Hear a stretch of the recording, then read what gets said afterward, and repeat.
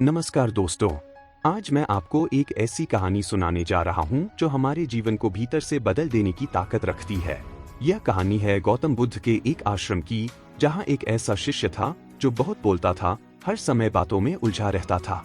वह खुद को सबसे बुद्धिमान समझता था, दूसरों की चुगली करता था और हर समय अपनी तारीफों के पुल बांधता रहता था। लेकिन एक दिन उसके गुरु ने उसे ऐसा संकल्प दिया जो उसकी पूरी जिंदगी की दिशा ही बदल गई।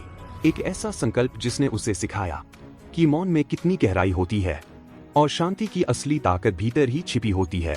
तो आइए दोस्तों, सुनते हैं मौन रहने के फायदे, गौतम बुद्ध की एक प्रेरणादायक कहानी जो हमें सिखाती है कि चुप रहना कमजोरी नहीं बल्कि आत्मशक्ति की पहचान है। अगर आपको ऐसी ही प्रेरणादायक कहानियां पसंद हैं तो चैनल इंस्पायर्ड बाय शिवा को जरूर लाइक और सब्सक्राइब करें, क्योंकि यहाँ हर कहानी आपके मन को छू जाएगी और जीवन को दिशा देगी। एक समय की बात है, एक गांव में गौतम बुद्ध का बहुत बड़ा आश्रम था। वहां पर एक प्रसिद्ध बौद्ध गुरु रहते थे। वहां पर उनका एक शिष्य था जो बहुत बोलता था। वह हर समय इधर उधर की बातें करता था।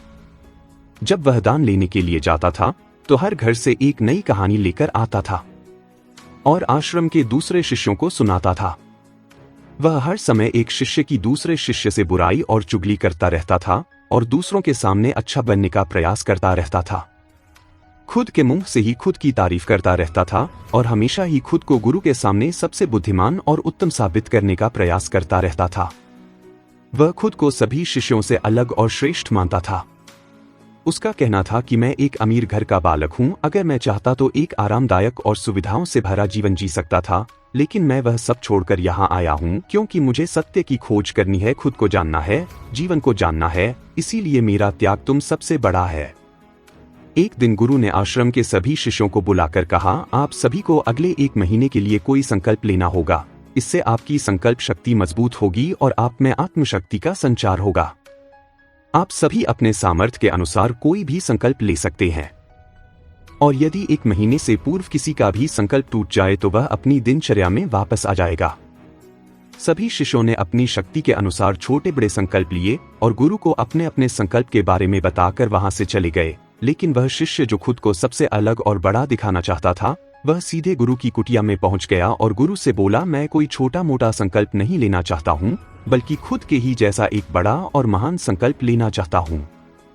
कृपया आप ही बताएं मुझे क्या संकल्प लेना चाहिए। उसकी यह बात सुनकर गुरु मुस्कुराए और बोले, क्या तुम मेरे द्वारा दिए गए संकल्प को पूरा कर पाओगे?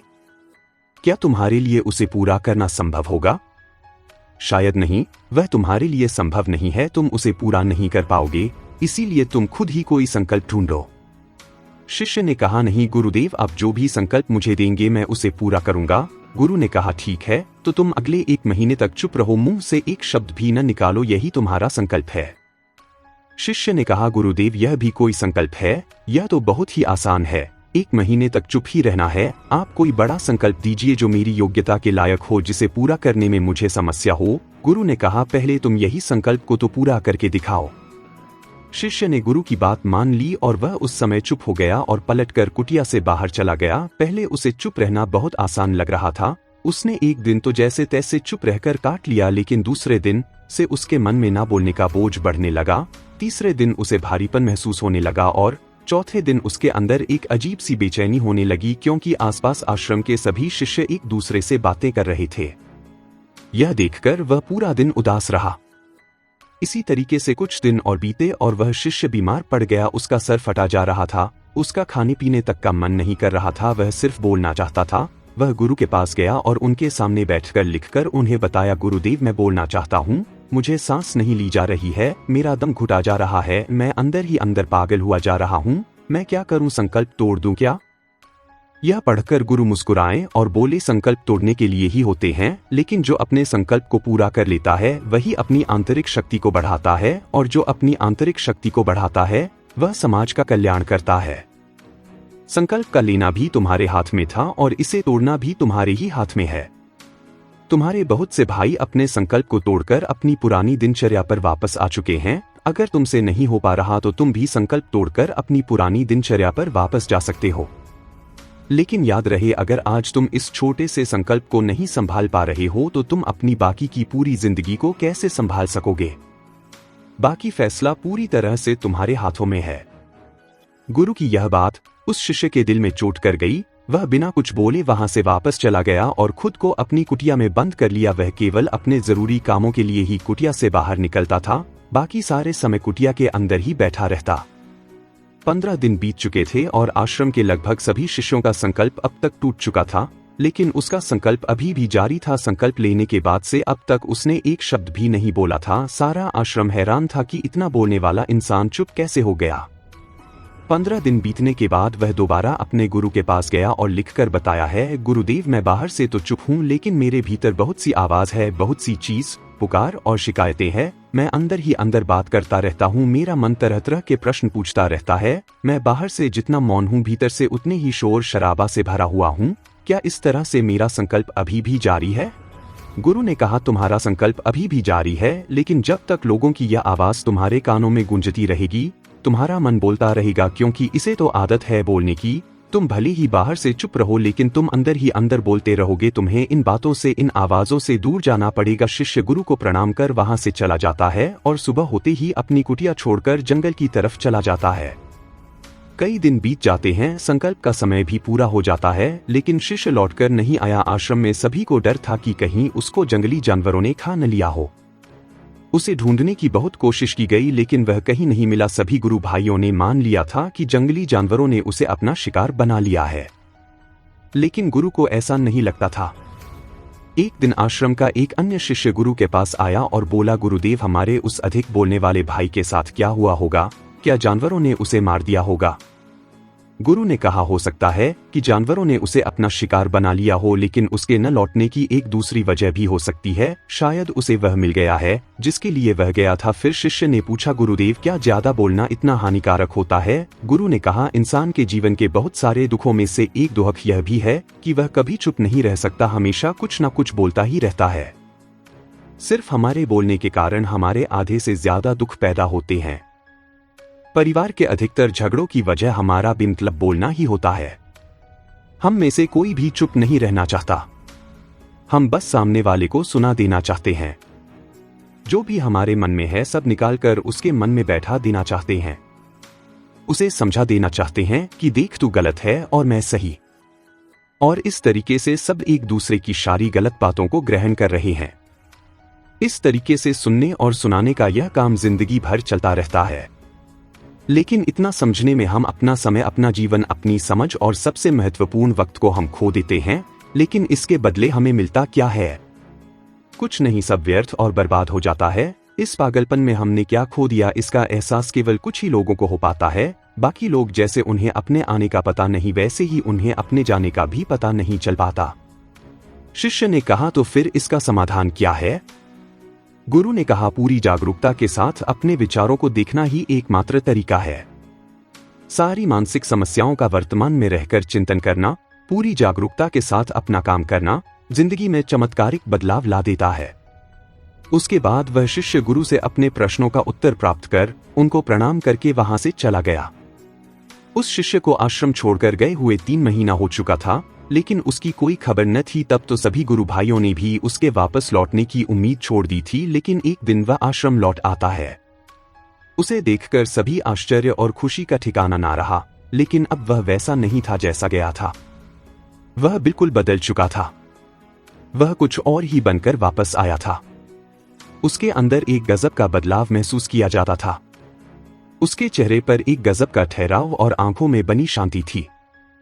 आश्रम में आते ही सभी गुरु भाइयों ने उसे चारों तरफ से घेर लिया और बातें करने लग गए। वह भी अपने गुरु भाइयों से बातें करने लगा। उससे बात करने वाले सभी ने यह अनुभव किया कि अब वह पहले जैसा उतावला और बातूनी नहीं रह गया था। उसके मुंह से एक एक शब्द बहुत ही सरल और मधुरता के साथ निकल रहे थे। थोड़ी देर तक गुरु भाइयों से बात करने के बाद वह सीधा गुरु की तरफ चला गया। उसने गुरु के चरण छुए और कहा, गुरुदेव क्या मैं अभियान में हूं? क्या अभी मेरा संकल्प जारी है? गुरु ने कुछ देर तक शिष्य की आंखों में बड़े ध्यान से देखा और कहा, हां तुम अभी भी अभियान में हो। तुम्हारे मुंह से एक भी शब्द निकल नहीं रहा और तुम्हारा संकल्प अभी भी जारी है। शिष्य ने कहा, गुरुदेव जब मैं आश्रम से गया तो मैं मुंह से तो चुप था, लेकिन मेरे अंदर बहुत सी आवाज आ रही थी। मन में बहुत से प्रश्न थे और वह बंद नहीं हो रहे थे। तो मैं जंगल में चला गया इस उम्मीद से कि वहां मुझे शांति मिलेगी और मेरे मन की बकबक कम हो जाएगी। लेकिन मैं जितना एकांत में जाता गया मेरे अंदर की आवाज उतनी ही तेज होती गई। मेरे भीतर की पुरानी से पुरानी आवाज मुझे सुनाई देने लगी। तब जाकर मैंने महसूस किया कि मैं कितना गलत कर रहा था। जब मैं अपने परिवार वालों, दोस्तों को और गुरु भाइयों को बुरा भला कहता था तो उस समय मुझे लगता था कि मैं सही कह रहा हूँ। जब मैं गुरु भाइयों की एक दूसरे से चुगली करता था और उनका मजाक बनाता था तब भी मुझे यही लगता था कि मैं उनसे बेहतर हूँ और मैं सही कर रहा हूँ। लेकिन उस दिन मैंने पहली बार महसूस किया कि मैं कितना गलत बोलता था। काफी दिनों तक यह सारे शोर और शिकायतें मेरे अंदर चलती रही, लेकिन धीरे धीरे करके एक दिन यह सारी आवाज मेरे अंदर से समाप्त हो गई। अब मैं भीतर से भी मौन हो गया। उसी घने जंगल में कोई बोलने वाला था नहीं और भीतर कोई आवाज बची ही नहीं थी। और मैं उसी दिन पहली बार मौन का सही अर्थ समझा। मेरे चारों तरफ बहुत शांति थी। हालांकि अभी भी कुछ आवाज आ रही थी जो पहले भी आती थी, लेकिन मैं उन्हें सुन नहीं पाता था। पर अब वह सभी आवाज जो मुझे स्पष्ट रूप से सुनाई दे रही थी वो थी हवा के चलने की आवाज, चिड़ियों के चहकने की आवाज और पानी के बहाने की आवाज। यह सभी आवाज ही मैंने पहली बार पूरे होशपूर्वक सुनी। अपने चारों तरफ इतनी शांति मैंने पहले कभी महसूस नहीं की थी। तो इस शांति को भंग करने के लिए मैंने पहली बार अपने मुंह से कोई शब्द निकाला। मैं चिल्लाया, हे ईश्वर, यह कैसी शांति है, सब कुछ इतना शांत क्यों है, ऐसा क्या हो गया? लेकिन मेरे चिल्लाने के बाद भी शांति भंग नहीं हुई। सब कुछ पहले जितना ही शांत था, बाहर भी और भीतर भी उतना शांत रहा। हे गुरुदेव, मैंने अपने गुरु भाइयों से बात की और आपसे बात की। मैं बोल रहा हूँ, मैं चल रहा हूँ, मैं सब कुछ देख रहा हूँ, लेकिन मैं अपने भीतर एकदम एकांत और मौन में हूँ। जब मैं खुद में भी शोर करना चाहता हूँ तब भी एकांत में ही होता हूँ। अब सब दिखाई पड़ने लगा है, सब सुनाई पड़ने लगा है। गुरु ने कहा, जब तक हम बाहर की तरफ बोलते रहेंगे भीतर अशांत ही रहेंगे, लेकिन जिस दिन हम भीतर की तरफ मुड़ जाएंगे तब हमारे मुंह से कुछ भी निकलेगा, हम शांत ही रहेंगे। दुनिया में जितनी भी बुराइयां हैं ज्यादातर हमारे बोलने से ही उत्पन्न होती है, क्योंकि हम चुप रहना नहीं चाहते। हम जितनी जरूरत है उससे कहीं ज्यादा बोलते हैं। हम सामने वाले को सुनना नहीं चाहते बल्कि उसकी बोलती बंद कर देना चाहते हैं, उसे समझा देना चाहते हैं कि मैं कौन हूं, मैं क्या कर सकता हूं। और यही हमारी जिंदगी का मकसद बनकर रह जाता है। हमारी सारी ऊर्जा व्यर्थ में बोलने में बर्बाद होती रहती है। ऐसे ही समझ में लोगों का जीवन दुखों से भर जाता है, जो हमेशा एक दूसरे से शिकायत में लगे रहते हैं, कभी एक दूसरे को सुनना नहीं चाहते, समझना नहीं चाहते हैं। और चुप रहना तो उन्होंने कभी सीखा ही नहीं, क्योंकि चुप रहना उन्हें छोटा महसूस करवाता है। दुनिया की सभी लड़ाइयों का कारण हमारा बोलना ही है। इसलिए हमें सिर्फ उतना ही बोलना चाहिए जितना जरूरी हो, क्योंकि व्यर्थ में बोलना ऊर्जा को नष्ट करना है। और यह बोलना ही हमें कभी अपने भीतर की ओर लौटने नहीं देता है, क्योंकि यह हमें बाहर की ओर खींच कर रखता है। और बाहर है ही क्या इस संसार के अलावा? लेकिन अगर अपने भीतर के संसार की ओर मुड़ना है तो इस मुंह को बंद ही रखना चाहिए। इसीलिए जितने भी बुद्ध हुए, आत्मज्ञानी हुए, वह सभी एकांत की ओर भागे ताकि उन्हें ज्यादा ना बोलना पड़े, ज्यादा सुनना ना पड़े। वह एकांत में रहे और शांत रहे, इसीलिए आसानी से भीतर की यात्रा कर पाए। लेकिन अगर कोई चाहे तो इस संसार में रहकर भी एकांत में रह सकता है, शांत रह सकता है। लेकिन इसके लिए उन्हें अपनी ऊर्जा बचानी होगी, जिसे वह अब तक अपने व्यर्थ के शब्दों में बर्बाद कर रहे थे।